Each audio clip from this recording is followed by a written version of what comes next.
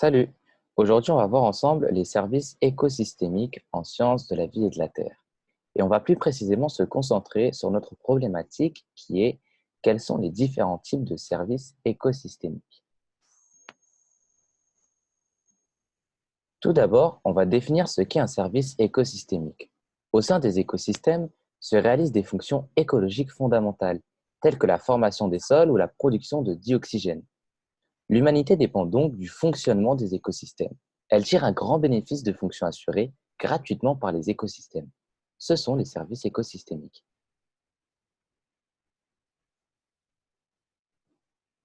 Dans les services écosystémiques, on a 4 catégories qui ont été classées. La première, ce sont les services d'approvisionnement. La deuxième, ce sont les services de régulation.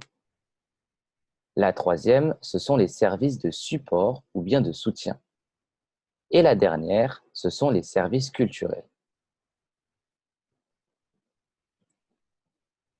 Il faut savoir que l'agriculture, les forêts et la pêche sont influencés par tout type de services écosystémiques et, à l'inverse, influent sur eux. Par la suite, on s'intéressera à l'interaction entre les différents systèmes de production et les divers types de services écosystémiques selon la typologie de l'initiative économie des écosystèmes et de la biodiversité. Passons désormais à l'explication de ces 4 catégories de services écosystémiques en commençant par la première, c'est-à-dire les services d'approvisionnement. Alors, qu'est-ce que c'est? L'eau, les aliments, le bois et divers autres biens font partie des avantages matériels que ce que l'on appelle les services d'approvisionnement. Des écosystèmes fournissent aux populations. Il existe des marchés où un grand nombre de ces services font l'objet d'un commerce. Cependant, dans beaucoup de régions, les services d'approvisionnement sont également la source directe des moyens d'existence des ménages ruraux. Quand c'est le cas, la valeur des services peut très largement dépasser les prix auxquels ils sont évalués sur les marchés locaux.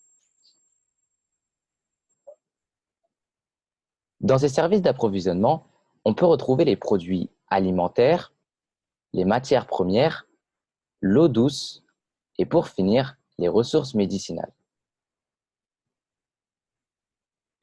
Pour continuer, nous avons ensuite les services de régulation.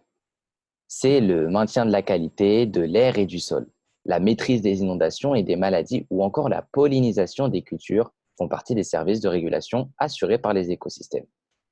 Souvent, invisibles, ces services sont de ce fait considérés comme, pour la plupart comme allant de soi.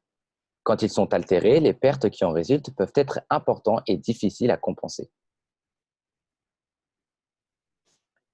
Dans cette catégorie, on retrouve le climat et qualité de l'air au niveau local, le piégeage et stockage du carbone, la modération des phénomènes climatiques extrêmes, le traitement des eaux usées, la prévention de l'érosion et maintien de la fertilité des sols, la pollinisation, la lutte biologique et enfin la régulation de la circulation de l'eau.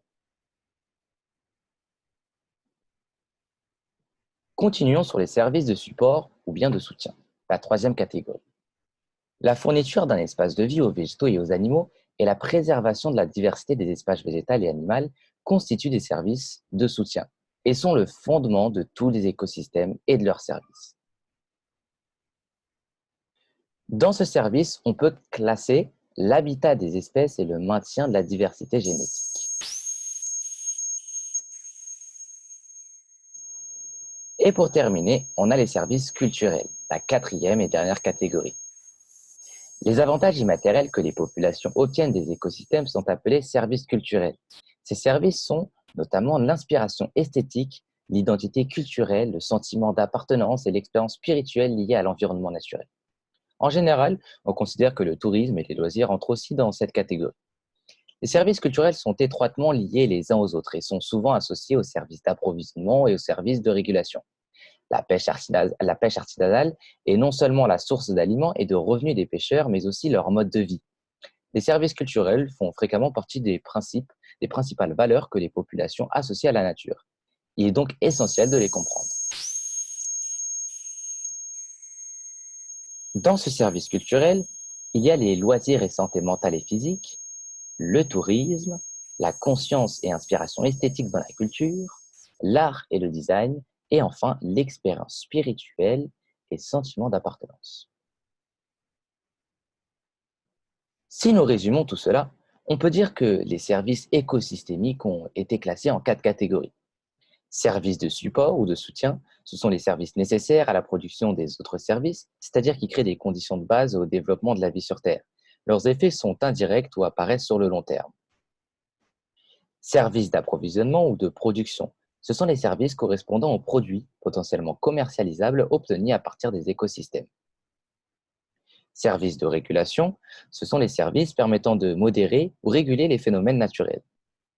Et enfin, le service culturel, ce sont les bénéfices non matériels que l'humanité peut tirer des écosystèmes à travers un enrichissement spirituel ou le développement cognitif des peuples.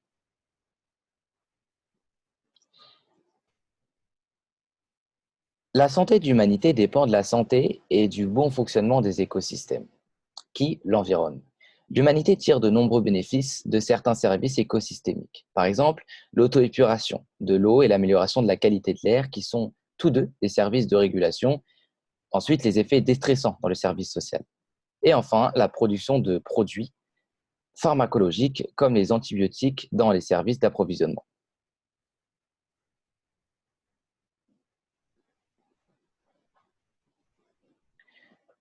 Notre chemin se sépare ici.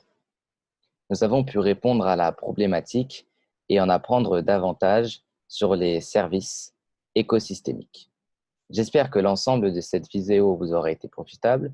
Peut-être vous ai-je en appris davantage ou peut-être pas. Bien évidemment, j'ai hâte de faire de nouvelles découvertes avec vous. Donc, à la prochaine.